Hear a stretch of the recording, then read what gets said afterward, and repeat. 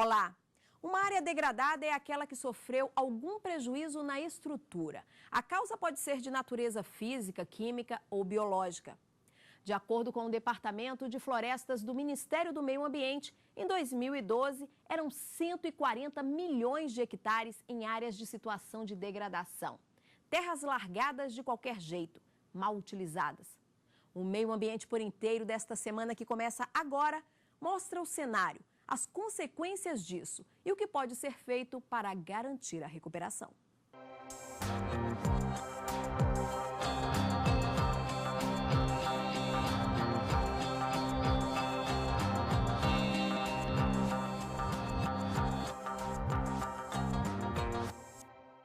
De acordo com dados divulgados em 2012 pelo Ministério do Meio Ambiente, as áreas degradadas no Brasil equivalem ao dobro do território da França, acredita? A degradação, conforme revela o governo, é realidade em todos os tipos de vegetação, mas principalmente onde o homem ocupou há mais tempo. Você vai ver a partir de agora como está o cenário e conhecer uma iniciativa no Distrito Federal que busca solucionar o problema. Rio São Bartolomeu Vivo. Esse é o nome do projeto que funciona para recuperar áreas degradadas da bacia que recebe o mesmo nome. Bacia do Rio São Bartolomeu, Distrito Federal. São cerca de 200 quilômetros que cortam o DF e localidades goianas como Cristalina, Lusiânia e Cidade Ocidental. Nas proximidades da bacia, uma realidade que preocupa os ambientalistas. São áreas que foram desmatadas pelo homem. Muitas sofreram queimadas. A iniciativa conta com a parceria de organizações ambientais não governamentais e instituições públicas. O objetivo é recuperar 500 hectares de áreas que perderam as características naturais ao longo da Bacia do Bartolomeu. Sustentabilidade e produtividade. A meta é plantar até o final deste ano 1 milhão de mudas de espécies nativas do Cerrado. Tudo começa no Cerrado. O primeiro passo é coletar as sementes de árvores nativas. Elas são tratadas e vão para os centros de recuperação ambiental, que são viveiros como este. Cada um tem capacidade de produzir quase 100 mil mudas por ano. Daqui, elas vão direto para o campo. Tem angico, derdalheiro, coração de negro, ingá, caroba, pau-formiga, cedro e ipê. O plantio é feito em propriedades próximas a comunidades de baixa renda. Nessa área que a gente está, talvez por ela ser um pouco mais plana, né, por estar cercada, você já tem o que a gente chama de regeneração natural, que é esse capim ralinho, alguns arbustos nativos do cerrado, né? E isso provavelmente levou 10 anos para sair daquele estágio para esse, uma vez que ela foi cercada. Disso aqui para virar uma floresta são mais 30 anos, e para isso aqui se tornar o que era há 50 anos atrás, né, quando começou o processo de desmatamento maior aqui nessa região, né, isso leva muito tempo e leva muito trabalho, e é preciso investir muito recurso nisso. Uma variedade de plantas nativas, áreas que pouco a pouco são recuperadas. Em um segundo plano, uma triste realidade. O verde fraco, com perda de solo. Logo se vê o risco de erosão. A gente vê lá bem ao fundo, né, uma área que não só ela está sem árvores, sem vegetação, como ela está com um processo de perda de solo também, né, por meio daquelas erosões, daquelas lâminas que começam a se abrir no solo, que se chama vossoroca. Essa é a última etapa do projeto, que teve início em 2010. Já foram plantadas cerca de 600 mudas. E para alcançar a meta de 1 milhão, como foi falado no início da reportagem, é necessária uma força-tarefa. O interessante é a gente perceber como as pessoas se esqueceram que todas as áreas verdes elas eram cobertas por árvores, né, por florestas. E ao longo dos últimos séculos, né, não existe uma prática de reflorestamento, né? Se tem como algo muito alternativo ainda, algo como muito inovador, mas é algo que deveria ter sido feito desde sempre, porque você só tirar, né, é óbvio que uma hora as consequências elas vão vir. Então, enchentes, né, variações do clima, e eu não estou falando de mudanças globais, estou falando de mudanças climáticas locais. Né? Óbvio que a temperatura da cidade vai começar a se tornar cada vez mais insuportável, né? Vai começar a faltar água, a água dos mananciais vai começar a secar, porque durante anos e anos, né, durante centenas de anos, né, o ser humano ele só tira da natureza, só desmata, só retira os recursos naturais. A recuperação da natureza, que nada mais é do que uma recuperação do ambiente para que o homem viva.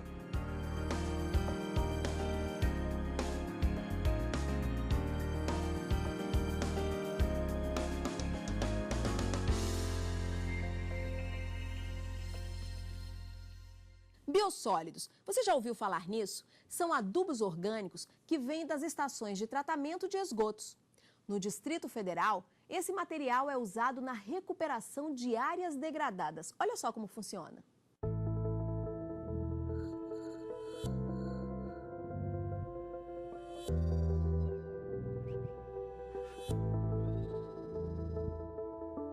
É na estação de tratamento de esgoto de Brasília que a transformação começa.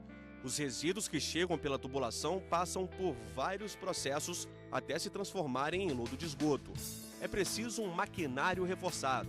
São produzidas cerca de 400 toneladas por dia.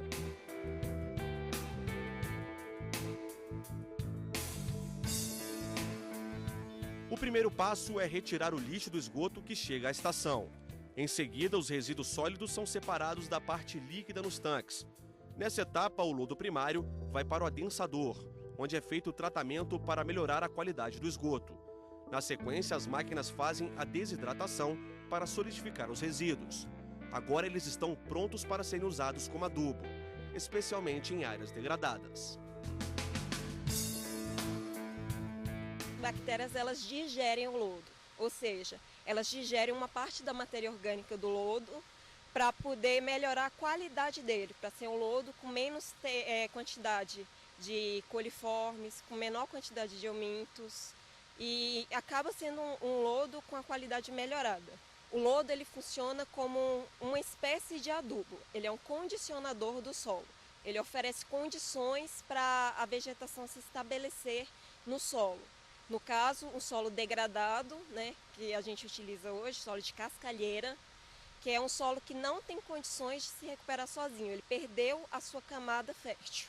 A coordenadora fala das vantagens. O uso do lodo na recuperação da cascalheira, ele resolve dois problemas. A destinação do resíduo, que é um resíduo orgânico, com alta quantidade de nutrientes, principalmente de nitrogênio e fósforo, e o outro é a recuperação do solo, que não teria capacidade se não fosse essa adubação. Então, em vez de investir o custo em adubos químicos, é utilizado o adubo orgânico, que é o adubo da CAESP, né? É hora de transportar os resíduos da estação de tratamento a uma área de 185 hectares de cerrado, o equivalente a mais de 300 campos de futebol.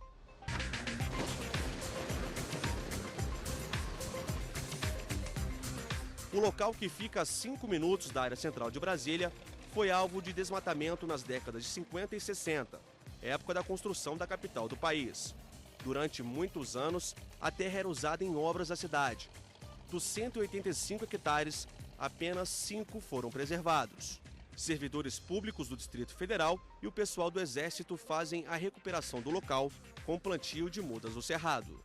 Essa área em particular, ela foi alvo dessa degradação na década de 50 e 60, por ocasião da construção do Distrito Federal, e só veio para nós em 2006. A partir daí nós procuramos tomar algumas medidas no sentido de buscar essa recuperação, essa restauração da área como um todo. Nós temos uma tradição dentro das nossas áreas de preservação, de manutenção do potencial ambiental, e tudo focado num paradigma que hoje nós conhecemos como sustentabilidade. Então essa é a razão, a gente recupera, mantém as atividades militares exatamente para que a sustentabilidade fique bastante caracterizada.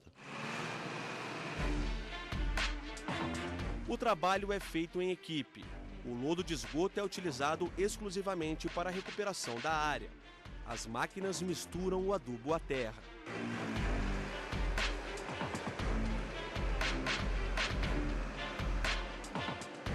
O projeto começou há quase 2 anos.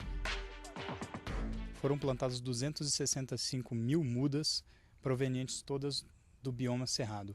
Todas devem ser nativas em cumprimento à legislação distrital. A gente trabalha também em cumprimento a essa legislação com no mínimo 30 espécies do cerrado. Há uma variedade de nativas frutíferas e nativas não frutíferas. A maior característica do cerrado é ter um solo que compacta facilmente por ser uma área de latossolo. Então é interessante se colocar o biossólido que aumenta o nível de matéria orgânica do solo, para facilitar o plantio das mudas e a recuperação da área. E o que esperar do futuro? Será que o lodo do esgoto poderá ser útil para outras atividades? No futuro, a CAES pretende dar uma destinação mais nobre ainda, tratando o lodo de esgoto com outras tecnologias para transformá-lo na classe A, que é a classe que vai poder ser destinada à agricultura.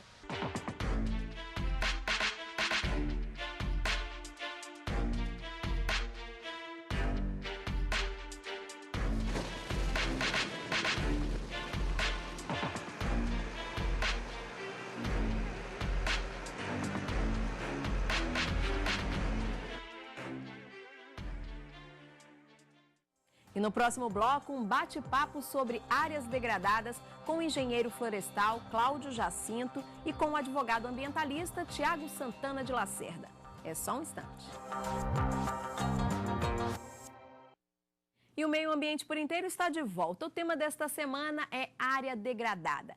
Para falar sobre este assunto, estão no estúdio Cláudio Jacinto, ele que é engenheiro florestal e fundador da ONG Ipoema. E também o advogado ambientalista, que é secretário-geral da Comissão de Direito Ambiental da OAB-DF, Tiago Santana de Lacerda. Aos dois, muito obrigada por estarem aqui no programa Meio Ambiente por Inteiro.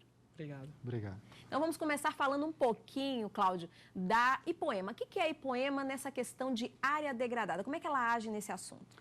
Bom, o Ipoema é uma ONG, né? Uma associação sem fins lucrativos. Então, o que significa isso? A gente atua no terceiro setor.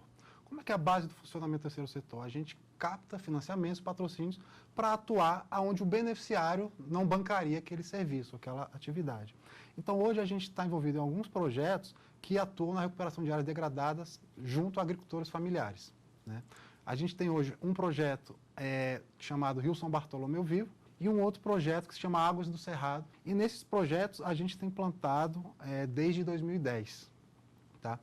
Hoje a gente já plantou 230 mil mudas do Cerrado e atuamos em 95 hectares. E no momento nós estamos em expansão dessa atividade e estamos começando a atuação também da manutenção desses plantios, que é uma coisa muito importante, né? Eu tenho trabalhado conceitualmente com a ideia de que o plantio para recuperação de áreas, ele leva no mínimo 2 anos.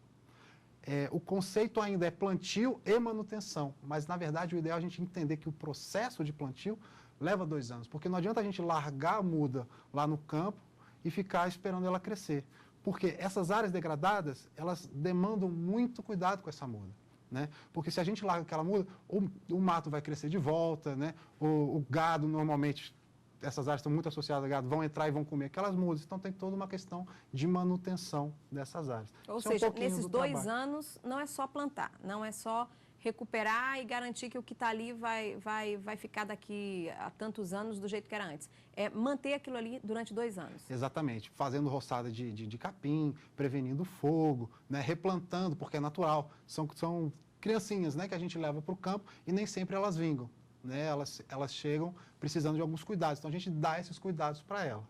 Fala um pouco sobre essas mudas que você trouxe aqui para o Meio Ambiente inteiro. Eu trouxe aqui só a título de exemplo mesmo, né? Essa é uma saboneteira e aquela ali, um pau-formiga, são espécies de crescimento rápido. A gente, no Ipoema, trabalha com um plantio que é um pouquinho mais avançado do ponto de vista técnico para a recuperação de área degradada, no sentido de que a gente leva outras questões em consideração, além da quantidade de árvores. A gente diversifica, a gente intensifica, né? Ou seja, adensa o plantio, a gente usa adubação orgânica, porque, na verdade, a gente entende esse trabalho dentro de um conceito de sustentabilidade maior, né? Então não adianta eu fazer uma recuperação de uma área degradada usando monocultura com adubação química. É um trabalho que seria incompleto. Tá? Então a gente prima por essas espécies que têm resistência, desenvolvimento rápido para facilitar o trabalho. Doutor Tiago, área degradada na questão legal. A Constituição traz isso no artigo destinado ao meio ambiente. O que fala? Sim, sim. A Constituição Federal de 88 foi a primeira Constituição dentre todas as nossas até hoje que tratou especificamente desse assunto. Primeiramente, ela trouxe a constitucionalização da proteção ambiental, o que nunca havia sido trazido por uma Constituição do Brasil. A recuperação de uma área degradada é colocada como uma restituição de um ecossistema ou então de uma população silvestre que foi modificado o seu estado qualante, o seu estado original. Ou seja, a nossa Constituição ela também prevê essa situação. Agora, a lei que institui o sistema de unidades de conservação fala em restauração e recuperação. Duas coisas que parecem parecidas, né? Parece que são iguais, na verdade. São diferentes de que forma? É um pequeno detalhe para colocar essa diferença, mas sim existe uma diferença. A restauração quer dizer a restituição de um ecossistema anteriormente, para o seu estado anterior, para o seu estado original.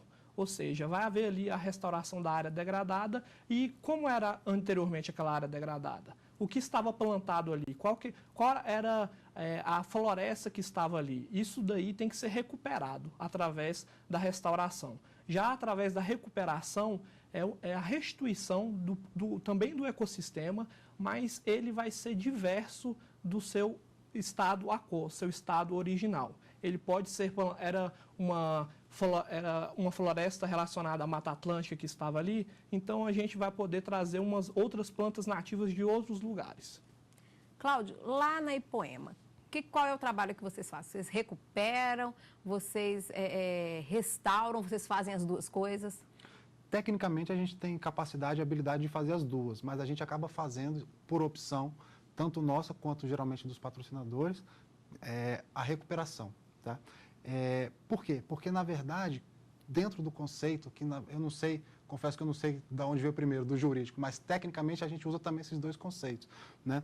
Quando a gente fala de pertencimento, de criar interesse, né, do dono da terra, seja um agricultor familiar, seja um fazendeiro, é interessante a gente incluir espécies, né, espécies alimentares, espécies ornamentais, espécies de interesse econômico, que nem sempre compõem aquela vegetação original. Então, essa é uma estratégia de que a gente traga, né, o produtor rural para junto da ideia de recuperação. Deixa de ser aquela coisa que está lá distante à natureza. Não, aquilo tem um interesse e um retorno, muitas vezes, direto para mim. Então, a gente acaba atuando com recuperação. E quando vocês chegam ao local, que encontram aquela área totalmente degradada, o que vocês encontram? Como é que é, assim, visualmente, aquele cenário ali de uma terra que era produtiva? O que vocês encontram? Bom, a gente acaba encontrando de tudo. O padrão mais comum é uma área dominada pelo mato, né? A braquiária, né? Que é esse capim mais conhecido, mais invasor que a gente tem aqui. E aonde tem aquele capim crescendo, muito pouca coisa consegue nascer embaixo dele. Né? E, na verdade, por que tem aquele capim ali? Porque ele tem a capacidade biológica de se desenvolver naquele lugar. Então, uma área degradada significa o quê? Foi exposta a fogo, foi exposta a chuva, então o solo compactou, passou-se máquina, né? Entrou animais, então um solo duro, compactado, sem nutrientes, os nutrientes já lixiviaram, muitas vezes contaminada, né? Se o que havia anteriormente era uma produção agrícola à base de defensivos, né? De venenos, aquele solo está envenenado, então é uma situação bem complicada. E muitas vezes a gente encontra casos de isolação, como o da foto. No plasma a gente vê, né, essa foto, explica um pouquinho a foto para a gente. Então, numa situação como dessa foto, realmente é uma área de muito difícil recuperação. Ali precisa mais de uma intervenção para evitar desmoronamento do que até recuperação de plantio propriamente dita, né, pela inclinação desse morro. Né? Então, muitas vezes a gente chega numa situação onde não existe mais solo. O solo ele foi todo lixiviado, a gente só tem rocha. Como é que a gente vai plantar na rocha? Né? Então, muitas vezes a gente encontra uma situação de cascalho, de rocha, de solo realmente muito degradado. Tá? Degradação de áreas é um assunto que chega ao judiciário e como é que a justiça tem agido nesse sentido de garantir o que diz a Constituição, né? A preservação do meio ambiente. A principal questão em cima desse tema é a responsabilidade civil. Responsabilidade civil ambiental é muito tratada no judiciário. E como seria ela? Quem causa prejuízo ou quem causa dano ao ambiente, não importando nesse caso se é uma pessoa ou se é uma empresa, e também independentemente de culpa, ela é obrigada a ressarcir todo tipo de prejuízo, todo tipo de dano. Se foi feito o que é mais comum, né? Hoje em dia temos os rios e temos as matas ciliares. Todo tipo de degradação, como exemplo de um fazendeiro de uma mata ciliar, ele é obrigado a restaurar isso daí. Isso é uma responsabilidade que ele tem. Uma questão delicada, doutor Tiago, a questão de compensar, né, Cláudia, se você que mexe com isso, a área está degradada, ONGs como Ipoema fazem um trabalho e outras instituições de recuperar aquilo ali, de restaurar aquilo ali. Mas assim, e o prejuízo? O senhor falou em responsabilidade. Como é que eu posso responsabilizar, punir no bolso? Dá para mensurar isso? O judiciário consegue mensurar esse prejuízo? Essa questão da mensuração também ela é muito complexa, por causa que isso vai variar de caso a caso. Como esse meu exemplo anterior, uma restauração de uma mata ciliar de um rio, ela pode ser calculada por um técnico. Um técnico vai lá, ele faz uma perícia, ele analisa, ele fala, para a gente fazer um reflorestamento de tudo isso daqui, nós vamos ter que gastar quanto? Nós vamos ter que gastar determinada quantia, porque nós vamos ter que comprar árvores, mudas da região, vamos ter que recuperar toda essa vegetação nativa original. Então, isso vai custar tanto. Ok, nesse ponto existe essa mensuração e a gente pode quantificar isso. Agora, é muito difícil você quantificar, por exemplo, a extinção de uma espécie animal. O que vale essa espécie animal para o meio ambiente e para todo um país? Essa é uma questão que o judiciário ainda não conseguiu concretizar ainda.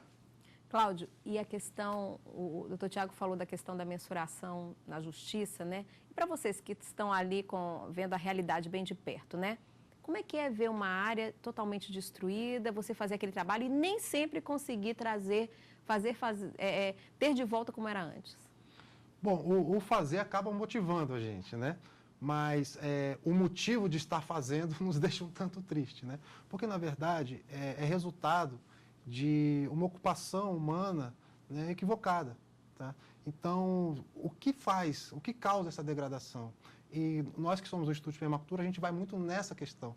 Então, plantar muda é um paliativo, é o remédio. Né? Mas a gente tenta descobrir por que tivemos essa doença, né, usando a analogia. Então, todas essas estratégias, esses mecanismos, seja no judiciário, né, e as suas interfaces com a economia, são, na verdade, tentativas do ser humano resolver o problema que ele próprio criou. E o que a gente pretende? Parar de criar esses problemas. Então, existe forma da gente produzir comida sem precisar degradar. Existe forma da gente criar animais sem precisar degradar. Existe forma da gente construir até cidades sem precisar de tanta degradação. Então, é por aí que a gente atua um pouco. Então, a gente se sente bem, se sente motivado por estar recuperando, mas o trabalho que mais nos motiva é antecipar isso, para que a gente não tenha novas áreas degradadas. Né? Então, que a gente recupere as que foram degradadas e que deixe de degradar. Isso não significa interromper desenvolvimento, não significa que as pessoas que estão sem casa vão ficar sem casa, não significa que as pessoas que estão sem emprego vão ficar sem emprego, nada disso. Existe uma forma de fazer, que não é exatamente né, não é um passo a passo, mas existe um jeito de pensar essas soluções diferentes. E onde vocês agem, a produção ocorre depois tranquilamente? É possível resgatar isso? Sim, isso é bem possível, principalmente quando a gente pode usar um tipo de técnica específica que nós chamamos de agrofloresta. Né? Então, o agro no sentido de cultivo e a floresta no sentido de vegetação original. Essa é uma técnica fundamental para o nosso trabalho. Tá? Como Porque é que a gente mescla as espécies de interesse econômico e alimentares, normalmente, junto com as áreas, com as plantas que vão ser plantadas simplesmente para permanecer ali no local. Né? Então, com isso, eu consigo ter retorno econômico, né? Ter participação do proprietário, da família do agricultor familiar, né? E eu consigo mostrar que a questão ambiental ela não é simplesmente uma coisa distante, de vou cuidar porque estão me dizendo por aí que é importante cuidar da natureza. Não, eu percebo no bolso, na barriga, porque eu acabo me alimentando do alimento mais saudável, né? E na qualidade de vida de que isso é uma ação interessante. Ok. Aos dois, muito obrigada por aceitar o convite do Meio Ambiente por Inteiro. Obrigado. Eu que agradeço. E o programa fica por aqui. Se você quiser rever algum tema, é só acessar o site da TV Justiça, www.tvjustiça.jus.br. E você pode sugerir um assunto para o nosso programa, já sabe. Basta mandar um e-mail para meioambienteporinteiro, tudo junto, @stf.jus.br. Na próxima semana a gente tem um novo encontro marcado e, claro, eu espero você. Tchau, tchau.